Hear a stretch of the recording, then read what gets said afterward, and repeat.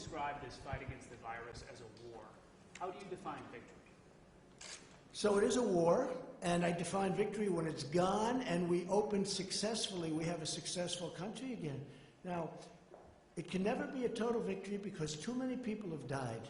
All over the world, people have died. In our country, in every country. I'm looking at the new list of countries. Look at what's going on with Russia. Look at what's going on with Spain is so incredibly harmed and injured by this. So many people are dying. This is not something where you'll go to your traditional, gee, this was an experience. This is not an experience. This is a very bad experience.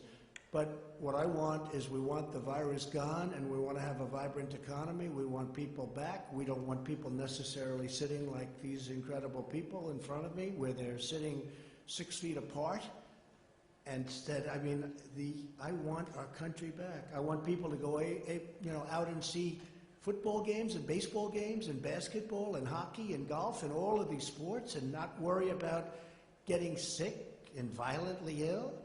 One of the things that was very interesting, you probably saw it, we put it out before though, was Sweden, and you compare the deaths in Sweden to Denmark and Finland and Norway, and I hate to say it, but the deaths are very, very substantially higher in Sweden because they've used that as an example. Brazil is very high if you look at what's gone on, the graphically very, very high, very straight up almost, right, Deborah? Very straight up. A friend of mine, great gentleman, president of Brazil, he's really a friend of mine, he's a great man, but they're having a hard time. They're going herd.